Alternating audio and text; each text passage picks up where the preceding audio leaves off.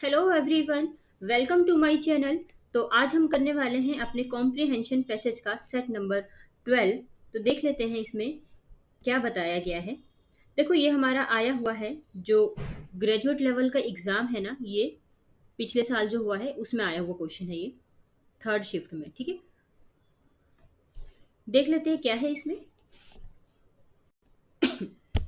The advancement of science has brought about profound changes in every aspects of our lives, from medical treatment to the way we communicate। देखो यहाँ पे क्या बात हो रही है कि जो साइंस है ना, जो साइंस फील्ड है, जो साइंस सेक्टर है, उसमें जो एडवांसमेंट आया है ना, एडवांसमेंट ये क्या होता है, इसका मतलब होता है प्रमोशन हो जाना, इम्प्रूवमेंट हो जाना, या किसी भी चीज़ में प्रोग्रेस हो जाना। तो साइंस में जो हम देखते हैं ना, साइंस में जो प्रोग्रेस हुआ है ना, तो उसकी वजह से ना, जो साइंस में मतलब इम्प्रूवमेंट हुआ है उसकी वजह से एक प्रोफाउंड चेंजेस आया है हमारे लाइफ के हर एस्पेक्ट में। ठीक है, प्रोफाउंड चेंजेस मतलब एक बहुत ही बड़ा चेंज आया है, एक बहुत ही ग्रेट चेंज आया है हमारे लाइफ के हर एस्पेक्ट में, हर पहलू में। अब जैसे कि मेडिकल ट्रीटमेंट्स हो गया, मेडिकल मेडिकल ट्रीटमेंट से लेकर द वे वी कम्युनिकेट, हमारा जो कम्युनिकेशन है, कम्युनिकेशन कम्युनिकेशन करने का तरीका है, इन सब में एक बहुत ही बड़ा प्रोफाउंड चेंज आया है, बहुत ही ग्रेट चेंज आया है। अच्छा, हम ये ऐसे देख सकते हैं ना कि पहले हम, जब कोई इंसान बहुत दूर रह रहा होता था, तो क्या होता था कि हम उनसे बात नहीं कर पाते थे। बट आज के टाइम में अगर हमें उनसे कम्युनिकेट करना है, हम डायरेक्टली उनको कॉल कर सकते हैं या फिर हम उनको वीडियो कॉल कर सकते हैं। मतलब इंडिया में रहकर हम इंडिया के बाहर भी लोगों से कम्युनिकेशन कर सकते हैं। तो इसी तरह से हमें बात हो रही है कि जो साइंस है ना, उसकी आने से ना प्रोफाउंड चेंजेस आया है हर एक फील्ड में, मेडिकल ट्रीटमेंट से लेकर जो हम हमारा वे है ना बात करने का, उसमें सब में ही साइंस का हमें एडवांसमेंट दिखता है। ठीक है, the capacity of artificial intelligence, sometimes known as AI, to accomplish jobs that previously required human intellect has caused a revolution in a number of different sectors। देखो क्या बात हो रही है, हम पढ़ते हैं ना आर्टिफिशियल इंटेलिजेंस के बारे में। आर्टिफिशियल इंटेलिजेंस जिसको कि हम शॉर्ट फॉर्म में एआई बोल देते हैं। तो क्या हुआ है, जब से एआई आया है, तो इसने क्या किया है, जिस जॉब में हमें प्रीवियसली ना ह्यूमंस की नीड होती थी, जिसमें कि मतलब कि जैसे जो भी हम हमें हमें जिस भी काम में ह्यूमंस की नीड होती थी, अब उसकी जगह क्या हो गया, आर्टिफिशियल इंटेलिजेंस ने ले लिया है। यानी कि आर्टिफिशियल के आने से क्या हुआ है कि काम हमारा तेजी से होने लग गया है, और इसकी वजह से क्या आया है, एक रिवोल्यूशन आ गया है हमारे डिफरेंट डिफरेंट सेक्टर्स में। ठीक है, जिसमें पहले ह्यूमंस की नीड थी, अब उसकी जगह आर्टिफिशियल इंटेलिजेंस ने ले ली है, और एक रिवॉल्यूशन आ गया है, एक क्रांति आ गई है हर डिफरेंट डिफरेंट सेक्टर्स में। ठीक है, नेक्स्ट पे चलते हैं। अच्छा देखो, हम इस इमेज को देख सकते हैं कि साइंस ने बहुत सी चीजें को बदल दिया है। ठीक है, देखो नेक्स्ट क्या बात हो रही है इसमें, यहाँ पे देखो क्या बताया गया है। The altering of organisms genetic composition which is made possible through genetic engineering।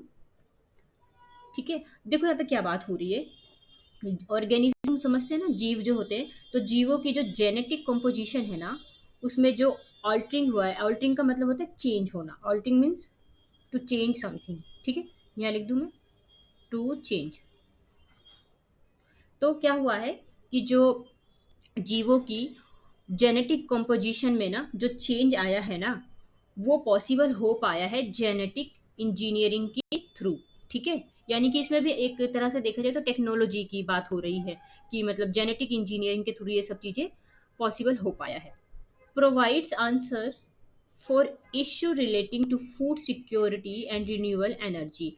और टेक्नोलॉजी की वजह से और क्या हुआ है कि जो भी हमारी टेक्नोलॉजी में यहाँ पे बेसिकली बात हो रही है एआई की। ठीक है, तो एआई की वजह से क्या हो रहा है कि जो फूड सिक्योरिटी है और रिन्यूएबल एनर्जी है, उससे रिलेटेड जितने भी इशू है ना, वो क्या करता है, एआई हमें प्रोवाइड करता है। जितने भी मतलब इशू वगैरह है, तो हमें एआई क्या कर देता है, प्रोवाइड कर देता है। Technologies that utilise renewable energy sources such as, so इसको मैं हटा दूं पहले। हाँ देखो क्या बात हो रही है, technologies that utilize renewable energy sources such as solar panels and wind turbines help to lower the emission of greenhouse gases. अब देखो क्या हो रहा है कि जो टेक्नोलॉजी है ना, जो हमें रिन्यूएबल एनर्जी की हेल्प से, मतलब रिन्यूएबल एनर्जी में हम क्या बोल सकते हैं कि ये जो है ना, सोलर पैनल्स हो गए, ये विंड टर्बाइंस हो गए, ये सब रिन्यूएबल एनर्जी की वजह से ही तो हो रहा है। ठीक है, एक मिनट रुकेंगे।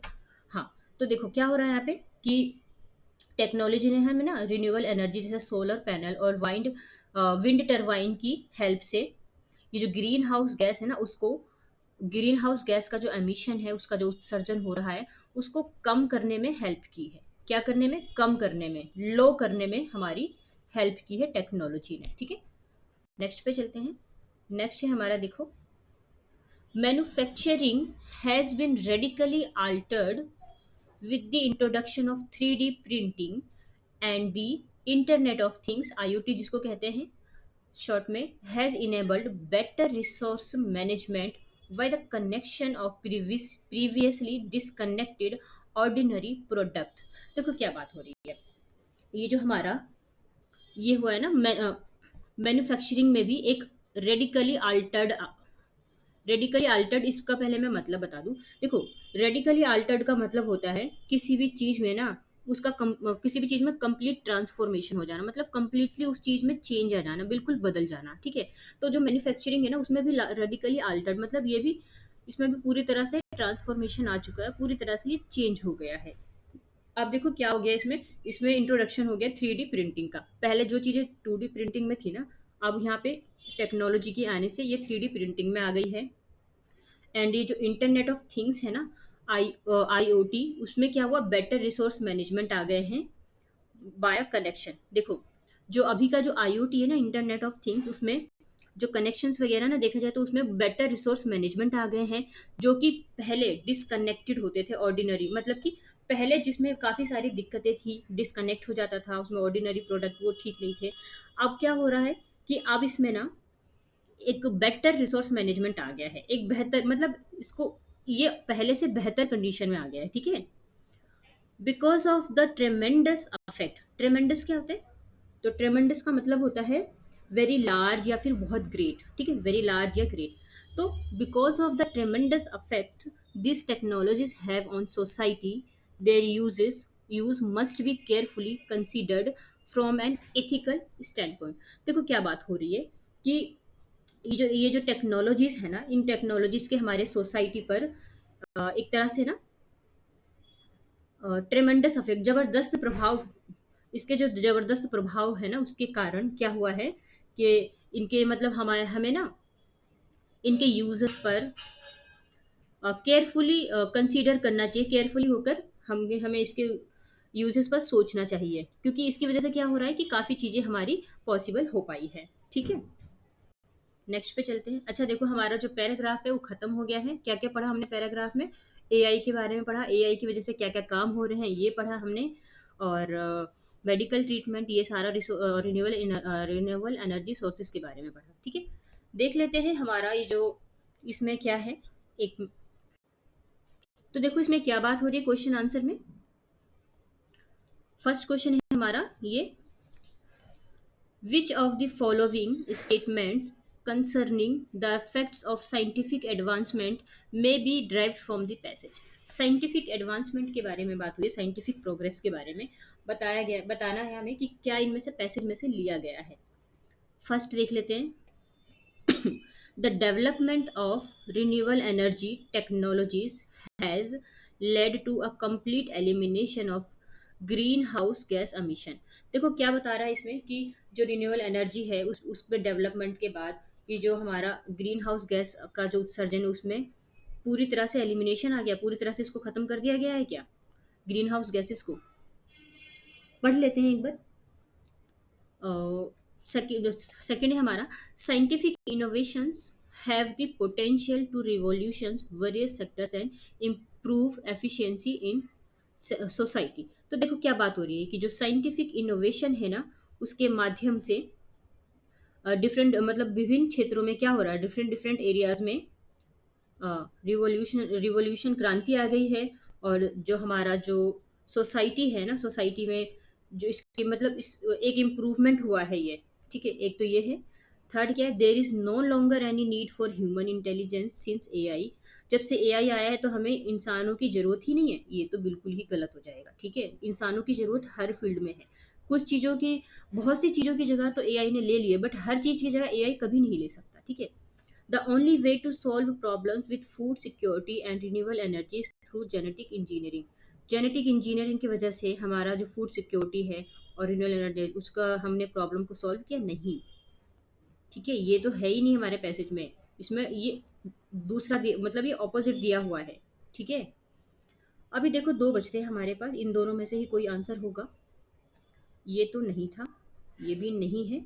अब देख लेते हैं फर्स्ट और सेकंड में।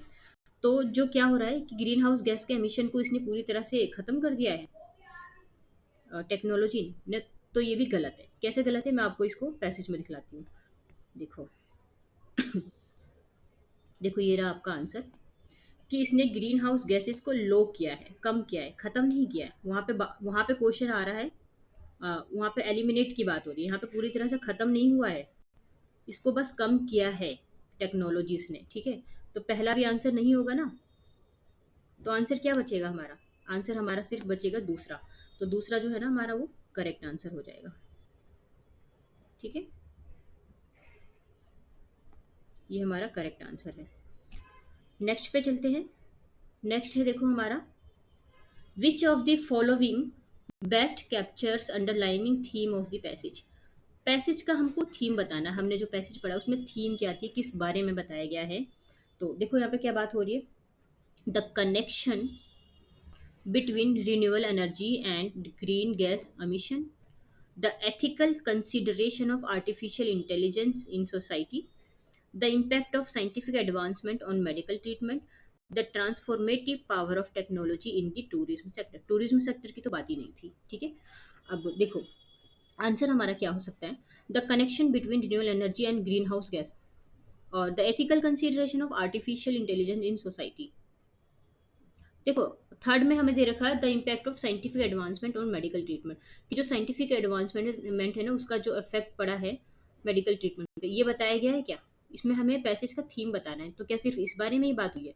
साइंस का जो इफेक्ट है वो हर फील्ड में पड़ा है, सिर्फ मेडिकल ट्रीटमेंट पे नहीं पड़ा है, कम्युनिकेशन पे भी तो पड़ा था ना, हमने पैसेज में पढ़ा है। तो ये आंसर नहीं होगा, हमने एक कट कर दिया, दो कट कर दिया, अब हमारे पास बचते हैं दो।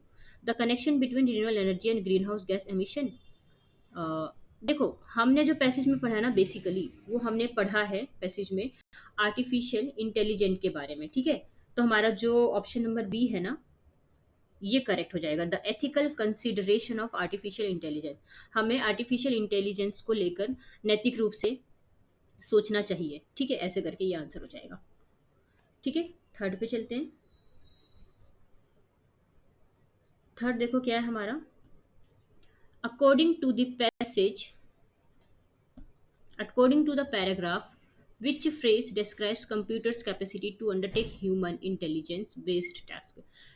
कंप्यूटर कैपेसिटी के बारे में बताना है, इसमें से कौन सा ऐसा जो ह्यूमन इंटेलिजेंस के लाइक काम कर सकता है। तो देखो ये तो एक ही तो था आर्टिफिशियल इंटेलिजेंट, ठीक है। आर्टिफिशियल इंटेलिजेंट ही तो सारा काम कर सकता है ह्यूमन की तरह, सारे नहीं बट कुछ हद तक तो काम कर सकता है ना। तो हमारा जो ऑप्शन नंबर सी वो करेक्ट आंसर हो जाएगा। नेक्स्ट पे चलते हैं। नेक्स्ट है हमारा देखो, which technologies are stated in the text at utilizing renewable energy और green energy sources। कौन सी जो टेक्नोलॉजी है वो रिन्यूएबल वो यूटिलाइज की बात हो गई है, हो रही है इसमें रिन्यूएबल एनर्जी और ग्रीन एनर्जी सोर्सेज की। तो देखो इसका जो आंसर है ना, पूरा पढ़ने की भी जरूरत नहीं है, इसका जो आंसर हो जाएगा ना, ये हो जाएगा solar panel and wind turbines, ठीक है।